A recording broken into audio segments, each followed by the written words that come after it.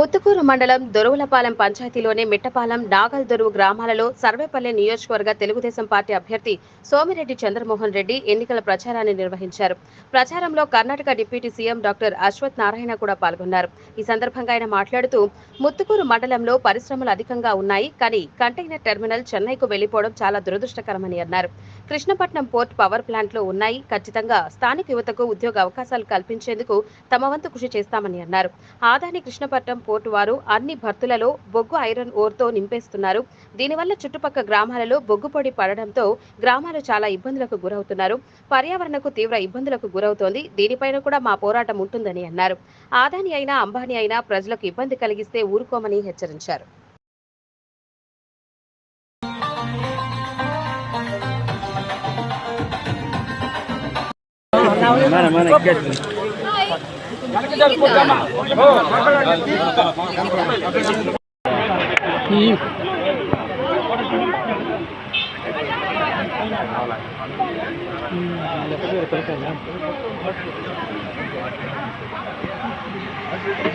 మండలంలో సర్వేపల్లి నియోజకవర్గంలో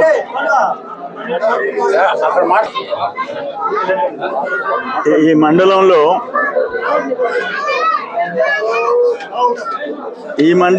పక్కన చిలుకూరు మండలం, తోటపల్లిగూడు మండలాల్లో ప్రధానమైన టార్గెట్ ఇంక్లూడింగ్ వెంకటాచలం పరిశ్రమలు తేవాలా. సఫిషియెంట్గా ల్యాండ్స్ ఉన్నాయి, ల్యాండ్ బ్యాంక్ ఉంది. రిలయన్స్ మనం 2500 ఎకరాలు ఇచ్చాం. ఆ రోజు 7,70,000 రైతులకు వాళ్ళు ఇచ్చింది. ఈరోజు ఎకరా 70-80 లక్షల కోటి రూపాయలు ఉంది, అట్లే ఖాళీగా ఉంది. దాంట్లో పరిశ్రమలు తేవాలా.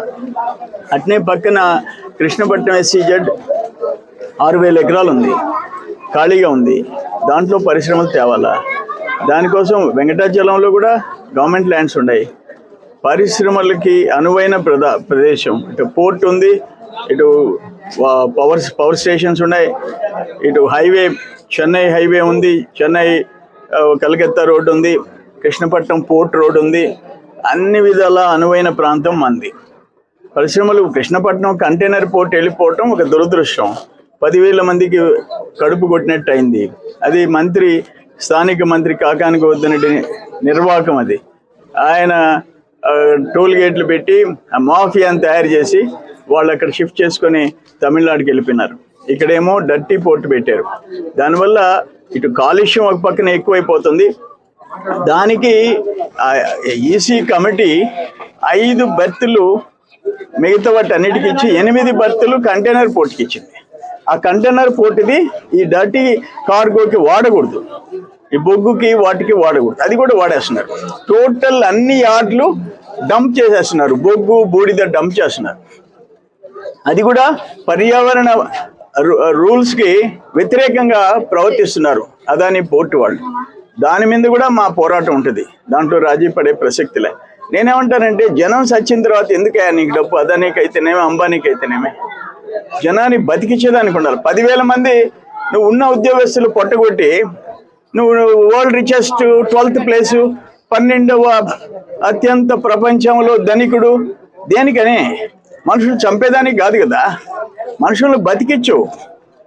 ఆయన కాకాని గోవర్ధన్ రెడ్డి మీద నీ కోపం వస్తే పోయి జగన్మోహన్ రెడ్డికి చెప్పి చర్యలు తీసుకోమన్నాం.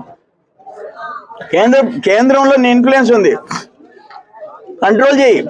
కంట్రోల్ చేయకుండా ఆయన టోల్ గేట్ పెట్టాడని స్టాక్ పెట్టి నీ సొంత పోర్ట్ వచ్చి కాటుపల్లి, ఎన్నూరు. ఇదేంటంటే మారిటైమ్ బోర్డుది 2039లో రాష్ట్ర ప్రభుత్వానికి హ్యాండ్ ఓవర్ చేయాలి. అందుకని సొంత పోర్టు డెవలప్ చేసుకొని ప్రజల సొత్తు ఇది. 6,000 ఎకరాలు 6,000 ఎకరాలు నీకోసం గ్రామాలు ఖాళీ చేసి ఇచ్చిపోయినారు. ఇచ్చిపోతే ఇప్పుడు వాళ్ళని బొగ్గులో చావండి అంటున్నావు, బూడిదలో చావమంటున్నావు. ఇది కరెక్ట్ కాదు. అదానికైనా అంబానీకైనా న్యాయం, ప్రజల హక్కుల్ని హరించే ఎవరికి ఆ హక్కు లేదు. అందుకని మేమైతే రాజీ పడం. దేవుడి దేవల్ల ప్రజలు ఆశీర్వదిస్తారు, అధికారం వస్తాము.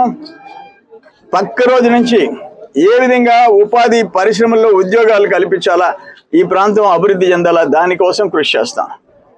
ఓకే.